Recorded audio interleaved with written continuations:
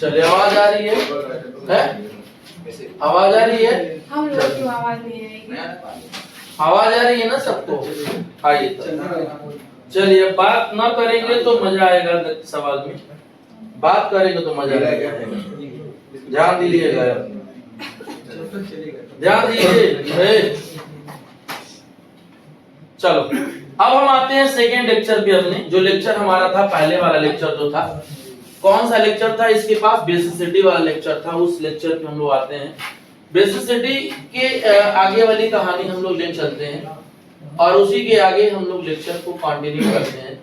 मैंने आपको कल के लेक्चर में ये बात मैंने बता दी थी कि न्यूक्लियोफाइल क्या होता है, न्यूक्लियोफिलिसिटी क्या होता है और बेस क्या होता है। मैंने आपको एक बार बोला था कि न्यूक्लियोफाइल वो होता है जो अपना लोन पेयर किसी नीडी पर्सन को देता है, यानी जो अपना लोन पेयर किसी गरीब को देता है।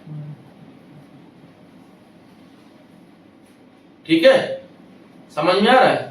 तो अपना लोन पेयर जिसको वो देगा और जितना आसानी से देगा, वही आपका क्या कहलाता है? अच्छा न्यूक्लियोफाइल होता है। यार मत किया करो क्लास में बैठ करके, जब एंट्री कर दिए तो टीचर के ऊपर फोकस करो, पढ़ो। वीडियो बन रहा है, नहीं एंट्री करते हो तो बाहर अपनी दुनिया है, जो मन करो करो, यहाँ तो पढ़ो कम से कम। तो न्यूक्लियोफाइल वो होता है जो अपना इलेक्ट्रॉन किसी इलेक्ट्रोफाइल को देता है या किसी भी गरीब आदमी को देता है, वो अपना न्यूक्लियोफाइल होता है। बेस क्या होता है? बेस वो होता है जो अपना इलेक्ट्रॉन सिर्फ H+ को देता है। बात समझ में आ रहा है? बेस बेटा वो होता है जो अपना इलेक्ट्रॉन सिर्फ किसको देता है? H+ को देता है।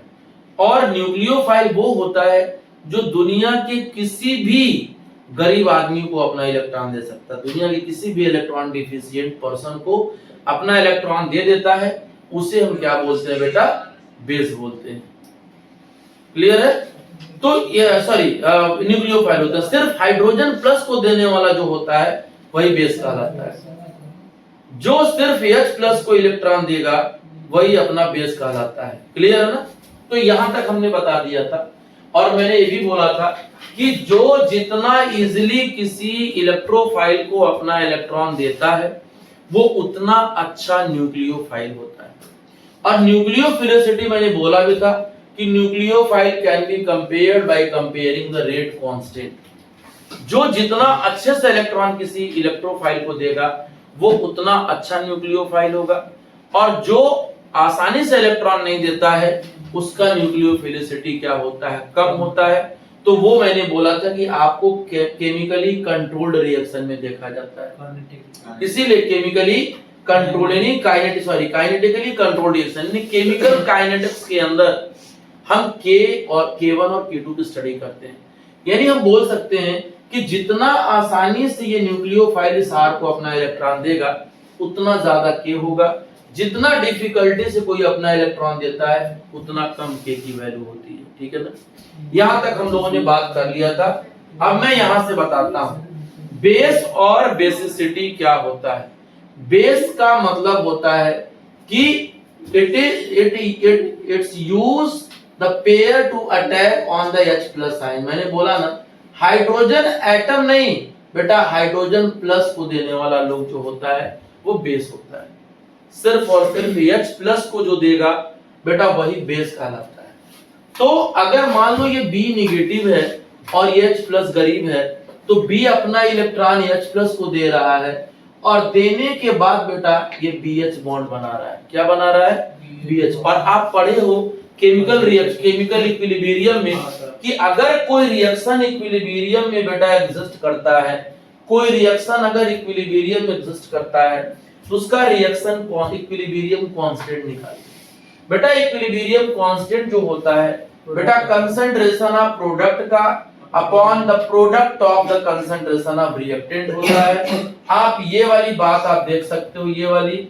इसमें क्या होता है कि BH प्रोडक्ट है बेटा, BH आपका प्रोडक्ट है और ये आपका क्या है? दोनों रिएक्टेंट है। दोनों क्या है बेटा? रिएक्टेंट है। तो जब Kc निकालोगे तो प्रोडक्ट का कंसंट्रेशन अपॉन क्या हो जाएगा, रिएक्टेंट का कंसंट्रेशन हो जाता है। Amount of hydrogen that it can hold at equilibrium is called basicity. ठीक, जितना ये आपका अच्छे से होल्ड करके, मतलब तुम देख सकते हो कि Kc की वैल्यू डायरेक्टली प्रोपोर्शनल किसके बराबर है, BH के। तो इसका मतलब कि BH का कंसंट्रेशन कब बढ़ेगा, जब ये अपना इलेक्ट्रॉन इजीली इस H+ को देगा और BH का फॉर्मेशन करेगा। ठीक है ना। तो बेसिसिटी उस पे डिसाइड करेगा, Kc भी बेसिसिटी को डिसाइड करता है।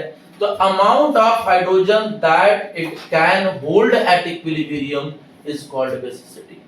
इसकी बात कर रहा है, जितना ये बनेगा उतना Kc की वैल्यू बढ़ेगी, उतनी अच्छी उसकी बेसिसिटी होगी। ठीक है ना।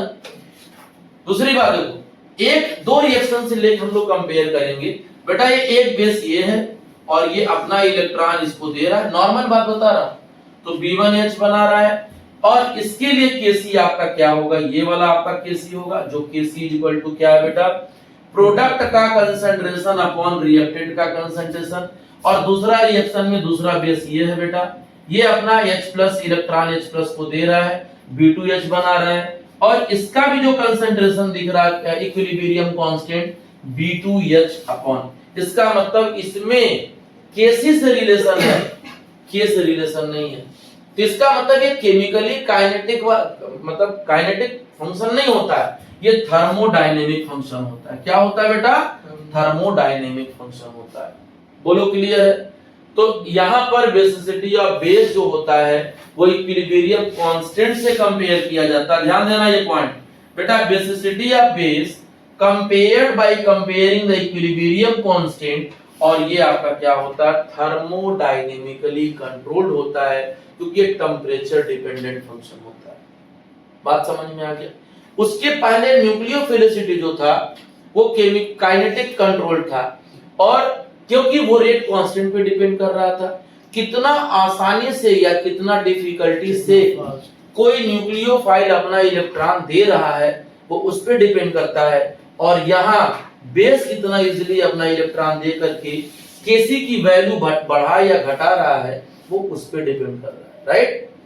तो ये कंट्रोल कराता है थर्मोडायनेमिक से, और पहले वाला कंट्रोल किससे होता है, बेस किससे होता है, काइनेटिक काइनेटिक से बेसिक होता है। वो से आपको 12th में भी मिलता है ये चीजें। तो ये बात समझ में आ गई। आगे हम चलते हैं। अब सुनना बेटा, सबसे मोस्ट इंपॉर्टेंट पॉइंट इधर आपको मिलेगा, और ये अगर आपके पास बैठ जाएगा दिमाग में तो आपका काम चल जाएगा। कारण न्यूक्लियोफिलिसिटी ऑफ न्यूक्लियोफाइल, इसका क्या मतलब होता है, कोई भी न्यूक्लियोफाइल कितना आसानी से किसी को इलेक्ट्रॉन डोनेट कर रहा है, वही तो उसकी न्यूक्लियोफिलिसिटी है, वही तो न्यूक्लियोफिलिसिटी कहलाते हैं। यानी उसी को बोल रहा है, न्यूक्लियोफिलिसिटी ऑफ न्यूक्लियोफाइल किस पे डिपेंड करता है बेटा, तो भैया वो डिपेंड करता है सॉल्वेशन एनर्जी पर, मैं आगे भी डिस्कस करूंगा। दूसरा डिपेंड करता है strength of bond being form to the carbon, carbon के साथ किस तरीके का बॉन्ड है। सबसे ज्यादा जो बेटा इंपॉर्टेंट है ना वो ये वाला है, और साइज वाला है, साइज ऑफ अटैकिंग रिएजेंट का है, साइज ऑफ अटैकिंग एटम का है, electronegativity of attacking atom, polarisability of nucleophile, ये सारे पॉइंट आपके इंपॉर्टेंट।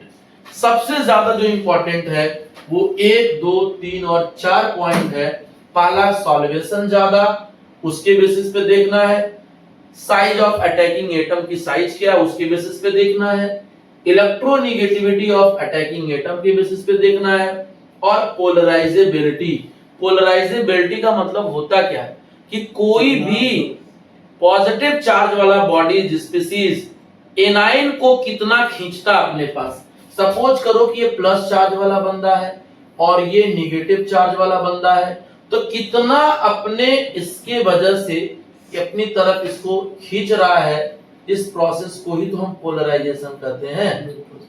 तो आप फजान रूल पढ़े हो पॉइजन रूल में आपको मैंने बताया भी होगा केमिकल बॉन्डिंग में कि साइज ऑफ कैटायन जो होता है बेटा, साइज ऑफ कैटायन वो इनवर्सली प्रोपोर्शनल टू क्या होता है, पोलराइजेशन के बराबर होता है।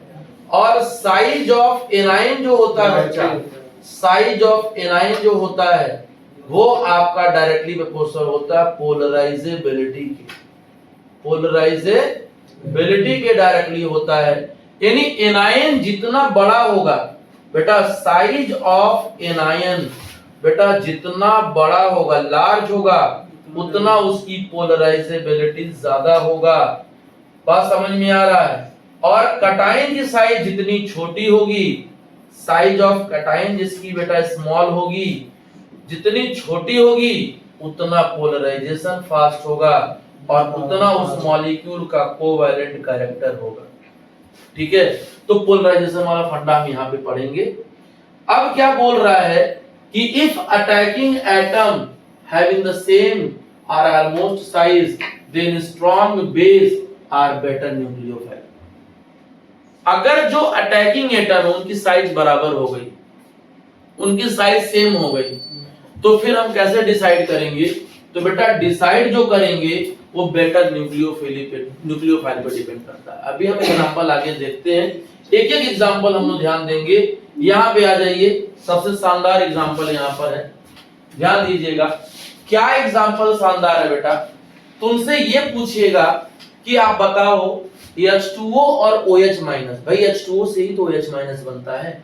जब आप H2O से आप H निकाल दोगे, जब आप H2O से आप H निकाल दोगे H पॉजिटिव, तो H पॉजिटिव और OH माइनस बना लेता है। तो H2O से ही तो बना। तो तुमसे पूछ रहा है कि अपने पास H2O भी है और अपने पास OH माइनस भी है, इसके पास भी लोन पेयर, इसके पास भी नेगेटिव चार्ज, तो बेटा दोनों न्यूक्लियोफाइल हैं। तो पूछ रहा है कौन सबसे शानदार न्यूक्लियोफाइल होगा? तो याद रखना, जो नेगेटिव चार्ज उसका स्पीशीज आता है वो बेटर न्यूक्लियोफाइल होता है। नेगेटिव चार्ज वाला अच्छे से इलेक्ट्रॉन डोनेट करेगा इन कंपेयर टू न्यूट्रल। तो OH minus is better nucleophile than OH minus is better nucleophile. OH minus is better nucleophile than its neutral molecule. ठीक है, OH कोई भी माइनस वाला अपने खुद के न्यूट्रल वाले से बेटर न्यूक्लियोफाइल होता है। बात समझ में आ गया? दुनिया का कोई भी OH माइनस ले लीजिए, कोई भी न्यूट्रल मॉलिक्यूल ले लीजिए, अपने खुद के निगेटिव, उसके न्यूट्रल से निगेटिव वाला ज्यादा न्यूक्लियोफाइल वाला होता है। तो ये हो गया। इधर देखो, बात मत करो, इधर देखो, ये बेटा क्या है? अमोनिया है। जब अमोनिया जो है एक पॉजिटिव चार्ज माइनस कर देगा, सुनना ध्यान से, इधर देखो, जब बेटा NH3 अपना एक हाइड्रोजन निकाल देगा तो क्या बना लेगा? NH2 minus. तुमसे कोई पूछेगा कि आप एक बात बताइए, NH3 और NH2 दोनों एक ही घर के लोग हैं, बस फर्क है कि ये न्यूट्रल है, ये नेगेटिव है। तो दोनों में से कौन अच्छा न्यूक्लियोफाइल होगा? तो NH3 का नेगेटिव वाला क्या होगा? बेहतर न्यूक्लियोफाइल होगा। यही मैं आपको बताना चाह रहा था। बोलो क्लियर है? दूसरी बात बेटा, आप देखोगे हाइड्राजीन के बारे में, NH2 NH2, इसमें बेटा दो दो लोग इलेक्ट्रॉन देने वाले हैं। और जब इसमें से किसी एक ने H निकाल दिया, जब इसमें से किसी एक ने H निकाल दिया तो ये H प्लस बन गया। अब ये भी आपका न्यूक्लियोफिलिक सेंटर है, ये भी आपका न्यूक्लियोफिलिक सेंटर है। तो सेम बात वही है कि जो बेटा निगेटिव वाला उसका खुद का होता है वो बेहतर न्यूक्लियोफाइल खुद की न्यूट्रल से होता है। ठीक है ना? आगे चलते हैं, ध्यान देना। ये देखो, ये आपका सब में कॉमन है और ये आपका सब में कॉमन है।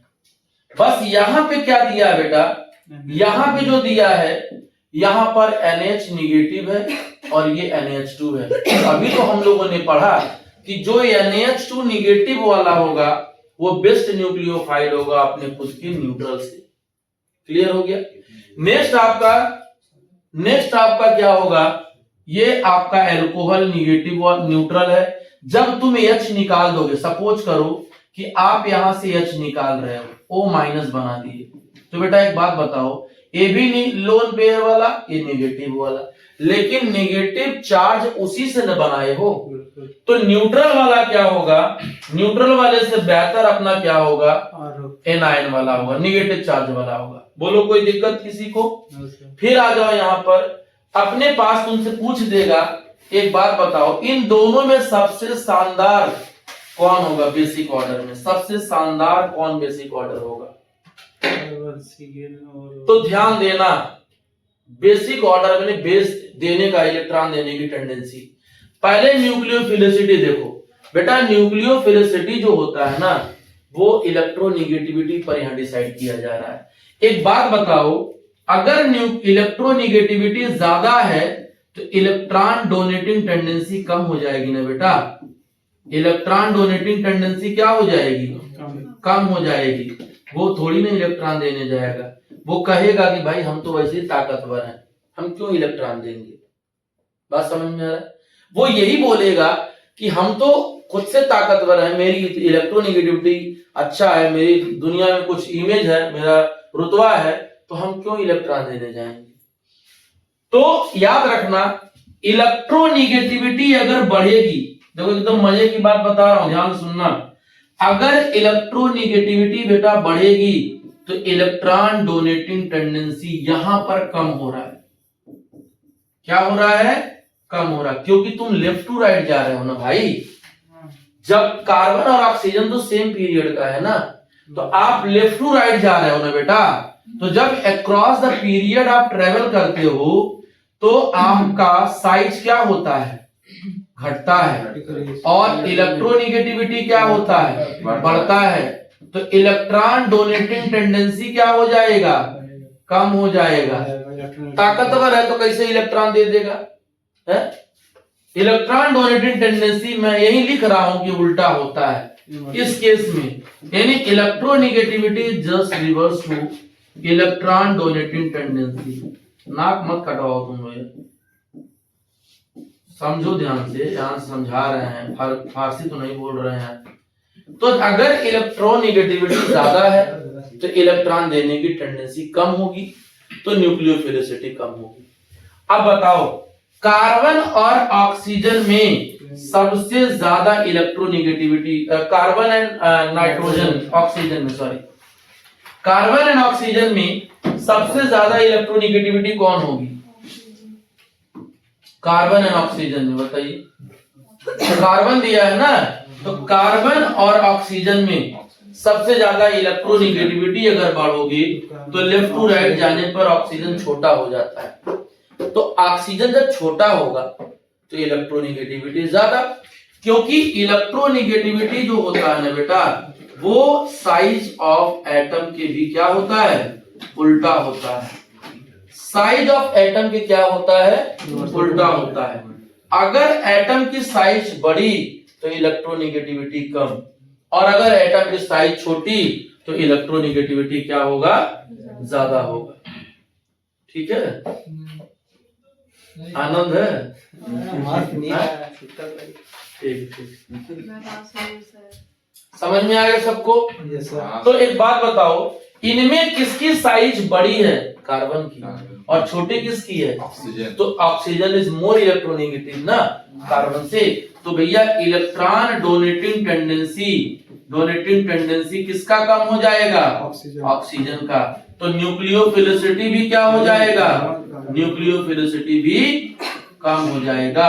यानी कार्बन एक अच्छा इलेक्ट्रॉन देने वाला बंदा होगा, इसीलिए यहाँ पर Cn इज मोर न्यूक्लियोफाइल, मतलब Cn जो होता है वो शानदार तरीके से इलेक्ट्रॉन देता है, और OH जो होता है बड़ा मुश्किल से इलेक्ट्रॉन देता है। ठीक, क्योंकि कार्बन Cn के अंदर लेस इलेक्ट्रोनिगेटिव है और ऑक्सीजन OH के अंदर मोर इलेक्ट्रोनिगेटिव है।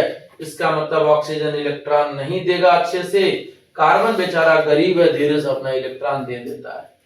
बोलो क्लियर है, समझ में आ गया? बेसिक स्ट्रेंथ की, जब बेसिक ऑर्डर की बात करोगे तो याद रखना, सुनो, साइज का डिफरेंस है ना, तो जब साइज का डिफरेंस होगा तो न्यूक्लियोफिलिसिटी और बेसिक ऑर्डर अलग अलग होगा। ठीक है ना? तो अब यहां पर जब देखोगे तो OH जो है ना बेटा, Cn से अच्छे से प्रोटॉन को H प्लस, देखो ध्यान से, यहाँ H बैठा हुआ है और OH भी इलेक्ट्रॉन देने जा रहा है, Cn भी इलेक्ट्रॉन देने जा रहा है, तो कौन अच्छे से देगा? O इलेक्ट्रॉन देगा, क्योंकि जस्ट इसका रिवर्स होता है। बात समझ में? हाँ, एक लाइन में भी, क्योंकि साइज का डिफरेंस है ना, तो जस्ट रिवर्स बात कर ले। बोलो क्लियर है? समझ में आया? समझ में आ गया? अच्छा बढ़ाइए नहीं, नहीं टेंशन ना लो तुम, पेन मारो फुलमाला जपो बैठ के तुम। क्लियर है बेटा? Yes sir. तो ये, तो याद रखना, लेफ्ट टू राइट जब हम बात करेंगे तो इलेक्ट्रोनिगेटिविटी बढ़ेगी तो बेसिसिटी उसकी न्यूक्लियोफिलिसिटी घटेगी। Yes sir. बोलो क्लियर है? लेफ्ट टू राइट जाने पर, लेफ्ट टू राइट जाने पर आपका इलेक्ट्रोनिगेटिविटी बढ़ेगी तो न्यूक्लियोफिलिसिटी क्या हो जाएगी? कम हो जाएगी। बोलो क्लियर है? Yes sir. नेक्स्ट जब टॉप टू बॉटम आते हैं तब उल्टा, तो टॉप टू बॉटम जो होता है वो साइज फैक्टर पे डिपेंड करता है। किस पे डिपेंड करता है? साइज फैक्टर पे। साइज फैक्टर डिसाइड करेगा कि किसकी आपका इलेक्ट्रॉन देने की टेंडेंसी अच्छी होगी और किसकी इलेक्ट्रॉन देने की टेंडेंसी खराब होगी, यानी बुरा होगा। तो बोलो ये बात सबको समझ में आ गया? Yes sir. सबको क्लियर हो गया? अब हम लोग क्या करेंगे, रिएक्शन इंटरमीडिएट के बारे में पढ़ेंगे। जो मैंने आपको स्टार्टिंग में ही बोला था कि जब जो रिएजेंट है वो जब सबस्ट्रेट पे अटैक करता है तो प्रोडक्ट और सबस्ट्रेट के बीच में एक इंटरमीडिएट बनता है अनस्टेबल, कम टाइम के लिए, उसी की बात हम कर रहे हैं। तो आपको मैंने बोला था कि बेटा इंटरमीडिएट जो बनते हैं ना वो दो मेथड से बनते हैं। इंटरमीडिएट जो बनता है एक हेट्रोलिसिस से बनता है और एक होमोलिसिस से बनता है। बेटा हेट्रोलिसिस का मतलब क्या होता है? जब मान लो कि आप 1 रुपया लगाए, हम 1 रुपया लगाए और एक बिजनेस कर लिए 2 रुपये में, ठीक है ना? 2 रुपए में सपोज कर लीजिए, नहीं सही है सर, ठीक है, मिनिमम लेके चलेंगे ना, तो इकोनॉमिकली प्रॉफिटेबल होना चाहिए। 2 से 2 रुपया 2 लाख हो जा चलेगा। तो हम दोनों का बिजनेस अच्छा चला, लेकिन एक ऐसा सिचुएशन आया कि वो बिजनेस टूटने लगा, तो जो मेरा भी पैसा था वो आपने ही ले लिया, जबकि दोनों में बराबर बंटना चाहिए था। लेकिन 10 रुपए, अगर 2 रुपया है, 1 रुपया मेरा था, 1 रुपया आपका था। अब उस केस में जब दोनों आप ले रहे हो तो हम तो गरीब हो गए ना, मेरे ऊपर तो प्लस चार्ज आ गया, 1 रुपया घट गया मेरे ऊपर, आपके ऊपर 1 रुपया बढ़ गया। तो देने वाला प्लस चार्ज और लेने वाला माइनस चार्ज। तो होमोलिसिस और हेट्रोलिसिस से क्या होता है? होमोलिसिस हेट्रोलिसिस सिर्फ कहां हम स्टडी करते हैं बेटा? तो सिर्फ और कोवैलेंट बॉन्ड की स्टडी करते हैं, क्योंकि ऑर्गेनिक कंपाउंड में जो बॉन्ड होते हैं वो सिर्फ 2 ही तरह के मतलब कोवैलेंट बॉन्ड होते हैं। तो कोवैलेंट बॉन्ड जब टूटता है, जब कोवैलेंट बॉन्ड टूटता है तो कोवैलेंट बॉन्ड बस दुनिया में 2 ही तरह से टूटेगा बेटा। जो कोवैलेंट बॉन्ड होता है वो दुनिया में 2 ही तरह से टूटता है, कोवैलेंट बॉन्ड। एक जो इस ऑर्गेनिक केमिस्ट्री में मुझे पढ़ना है वो मैंने आपको बोल दिया था कि एक होमोलिसिस हो जाएगा और एक क्या हो जाएगा? हेट्रोलिसिस हो जाएगा। ये आपको मैंने बोल दिया था। एक जो होता है होमोलिसिस होता है और एक क्या होता है? हेट्रोलिसिस होता है, या होमोलिटिक फिजन या हेट्रोलिटिक फिजन भी बोलते हो। इसका एक और नाम होता है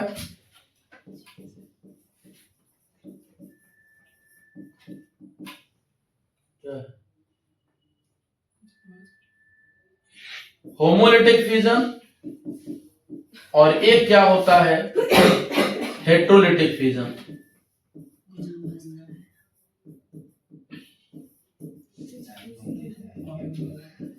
ठीक है, ये 2 तरीके का फ्यूजन होता है। अब 2 तरीके के फ्यूजन में क्या क्या कंडीशन होता है ये जरा देख लिया जाए। कंडीशन कैसे कैसे आपको देखना होता है, ध्यान देना। आ जाओ यहाँ पे। फॉर्मेशन इंटरमीडिएट का कौन कौन से होते हैं? कौन कौन से इंटरमीडिएट होते हैं? एक होता है फ्री रेडिकल। फ्री रेडिकल का मतलब कार्बन पे सिर्फ 1 इलेक्ट्रॉन हॉट में आ जाता है। एक होता है कार्बोकैटायन। कार्बन कटायन का मतलब जिस कार्बन पे प्लस चार्ज आ जाए। एक होता है बेटा कार्बे एनायन, मतलब कार्बन पे नेगेटिव चार्ज आ जाए। और एक होता है कार्बीन, कार्बीन का मतलब क्या हो जाता है, यहाँ पर एम्प्टी ऑर्बिटल होता है 2 इलेक्ट्रॉन की वजह से। इसी तरह से नाइट्रीन और बेंजाइन। तो अपना जो नीट वाला पोर्शन है ना, वो 4 सबसे ज्यादा आता है एग्जाम में। बाकी ये दोनों हमारे में नहीं आता, लेकिन आपको मैं बता दूंगा कि नाइट्रीन और बेंजाइन और नाइट्रीन का फॉर्मेशन कैसे होता है। तो ये 3 देखो, ये वाला और ये वाला, ये तीनों जो है कैसे बनते हैं, ये रिजल्ट होता है होमोलिटिक फ्यूजन का और हेटेरोलिटिक फ्यूजन का। होमोलिटिक फ्यूजन से फ्री रेडिकल बनता है और हेटेरोलिटिक फ्यूजन से कार्बोकैटायन और कार्बोएनायन बनता है। तो ये सारे इंटरमीडिएट होते हैं। मतलब जब आप किसी रिएक्टेंट पे कोई रिएजेंट का अटैक कराते हो, रिएक्टेंट को हम ऑर्गेनिक में क्या करते हैं, सब्सट्रेट करते हैं। क्या करते हैं बेटा, सब्सट्रेट करते हैं। तो जब यहाँ कोई रिएजेंट का अटैक कराते हो, तो मैंने आपको बोला भी था कि बेटा इनके बीच में एक इंटरमीडिएट बनता है, रिएजेंट और रिएक्टेंट या सब्सट्रेट के बीच में, और फिर तब जाकर के प्रोडक्ट का क्या बनता है, फॉर्मेशन होता है। तो ये आपका शॉर्ट पीरियड के लिए एग्जिस्ट करता है, शॉर्ट टाइम के लिए एग्जिस्ट करता है, तुरंत प्रोडक्ट बनाता है। तो इस बात को हम क्या बोलते हैं बेटा, इंटरमीडिएट बनते हैं। अब मुझे ये पढ़ना है कि वो इंटरमीडिएट बनेगा कैसे। तो कैसे बनता है, बाई बॉन्ड फ्यूजन, यानी homolysis, homolytic fission and heterolytic fission. तो एक एक करके हम लोग पढ़ेंगे कैसे होमोलिसिस क्या होता है, हेटेरोलिसिस क्या होता है। तो देखो ध्यान से, मैं होमोलिसिस आपको यहाँ समझा रहा हूँ किस तरीके से होमोलिसिस होता है। देखो बेटा, होमोलिसिस फ्यूजन का मतलब ये होता है कि बॉन्ड का टूटना, फ्यूजन माने टूटना। तो ध्यान देना, होमोलिसिस या होमोलिटिक फ्यूजन। तो यहां क्या होता है बेटा, बॉन्ड का टूटना, बॉन्ड क्या होना, ब्रेक होना। कौन सा बॉन्ड बेटा, कोवैलेंट बॉन्ड। कैसे बॉन्ड का टूटना, तो इक्वल डिस्ट्रीब्यूशन। कैसे होना, equal distribution of share pair electron between 2 bonded atom. जैसे मान लीजिए कि अपने पास एक कार्बन यहां पर है और एक कार्बन अपने पास यहां पर है।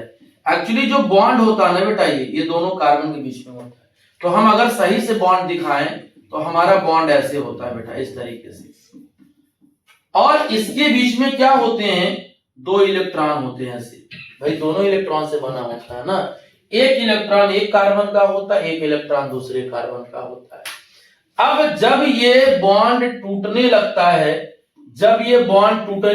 बेटा, तो इन दोनों में बॉन्ड की पोलैरिटी सेम होती है। यहां देखो, यहां कुछ कंडीशन होता है। यहां क्या होता है, कंडीशन।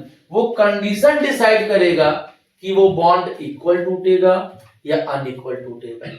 तो एक बात बताओ, इस बॉन्ड में कितने इलेक्ट्रॉन हैं, इस बॉन्ड में कितने इलेक्ट्रॉन हैं, 2। एक इलेक्ट्रॉन इसका है और एक इलेक्ट्रॉन इसका है, दोनों का अलग अलग इलेक्ट्रॉन। लेकिन जब इन्होंने बॉन्ड बनाया तो आपस में शेयरिंग करके बनाया ना। कहा कि भाई चलो हम दोनों लोग सेम बिरादरी के हैं, सेम घर के हैं, हम लोग आपस में बॉन्ड बना दिया।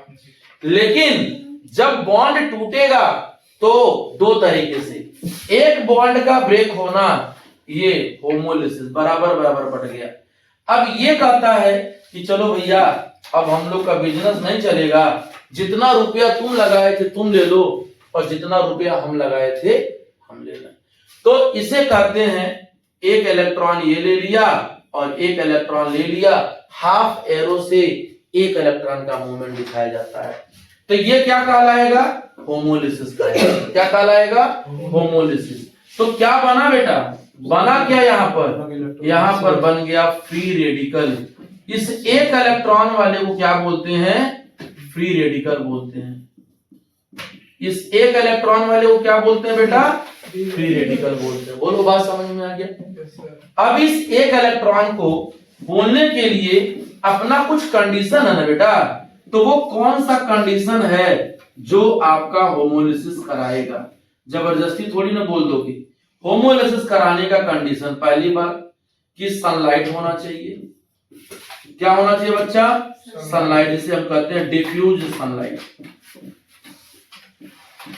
अगर एरो के ऊपर आपका ऐसा लिखा है तो होमोलिसिस करेगा। दूसरी बात समझ लेना, अगर एरो के ऊपर ऐसा लिखा है तो डिफ्यूज सनलाइट। ध्यान देना, ऐसा लिखा है तो होमोलिसिस, अगर एरो के ऊपर ऐसा लिखा है तो होमोलिसिस। दूसरी बात, अगर कोई पेरोक्साइड आ गया, कोई पेरोक्साइड आ गया, इसके साथ पेरोक्साइड आ गया, पेरोक्साइड का मतलब फ्री रेडिकल ये भी कहलाता है बेटा। मतलब फ्री रेडिकल सेम बिरादरी के हैं, फ्री रेडिकल ही बनाएगा।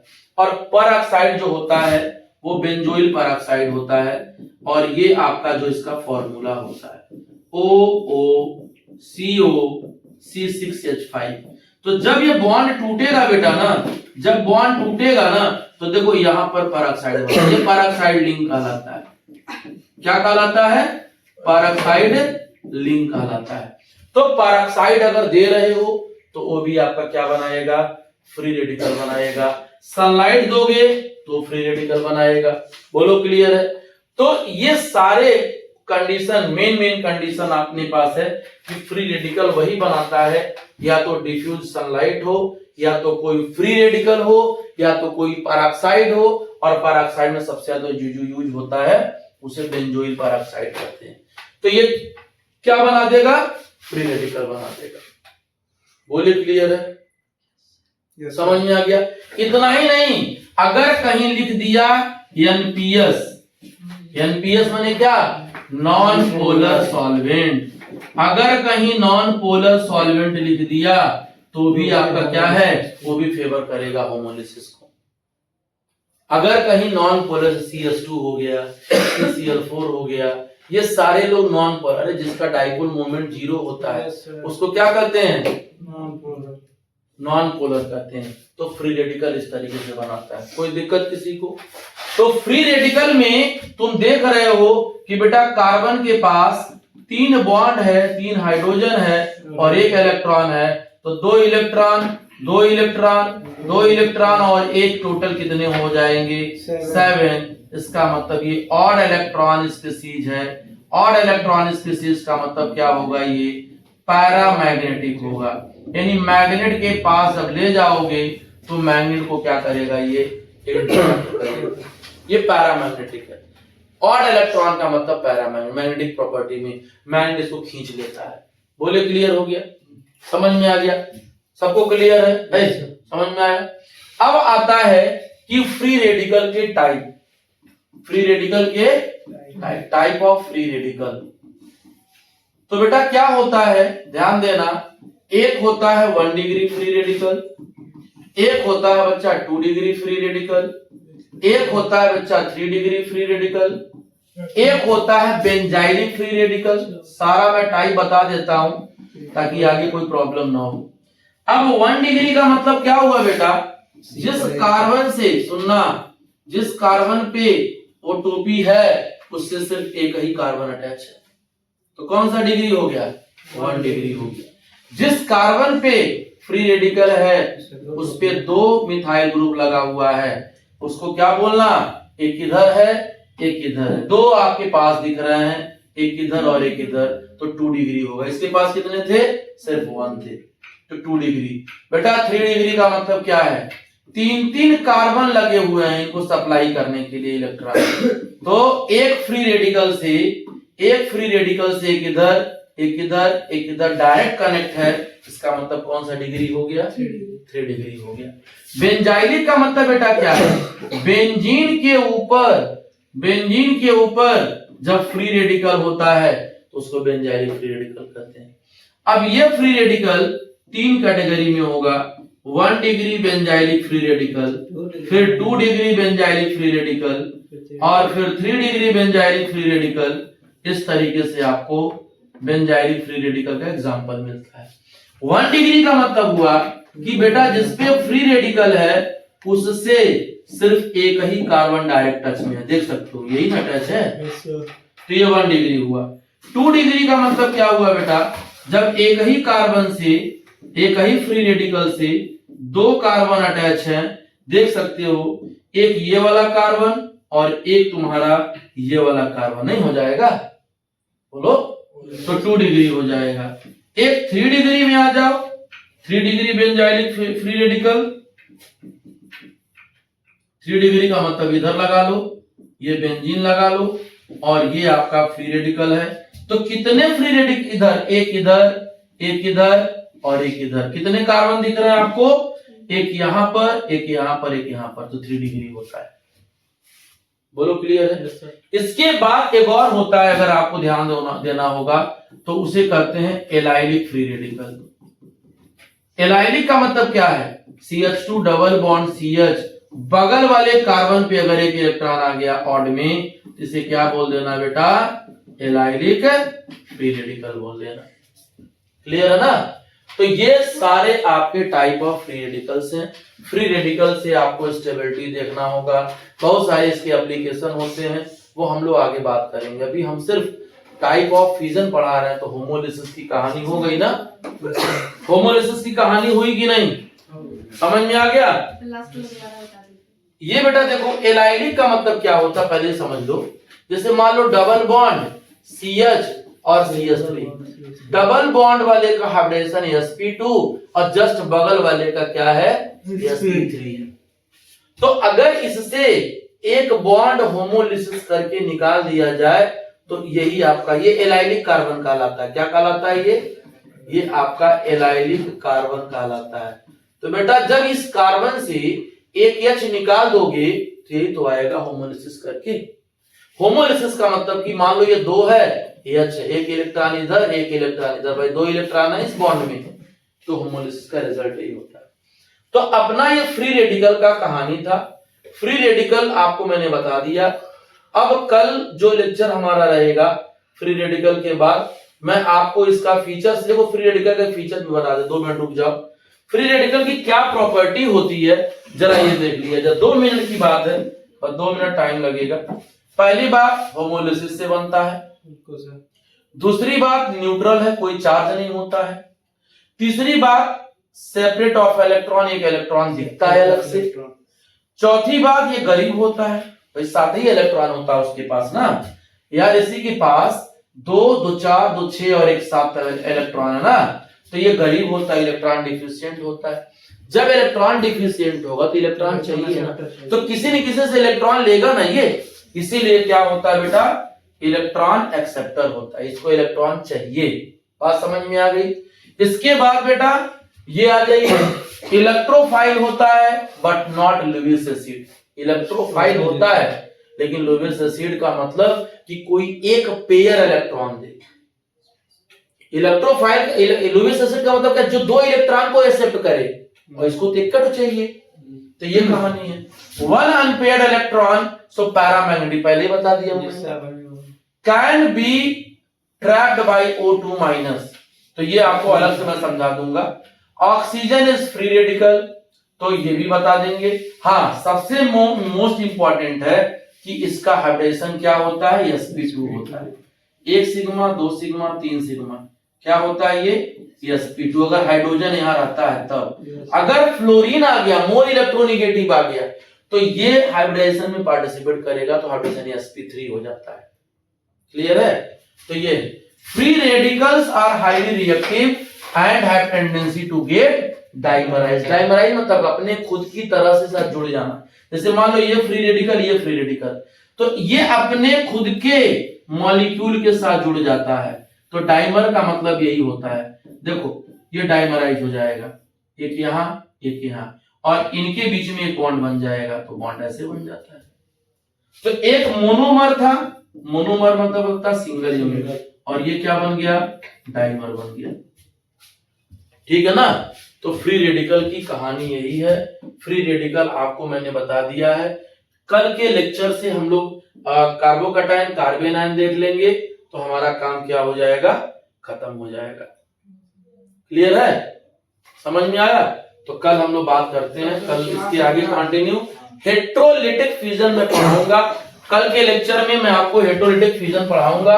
बेटा हेटेरोलिटिक फ्यूजन में आपको क्या होगा देखना।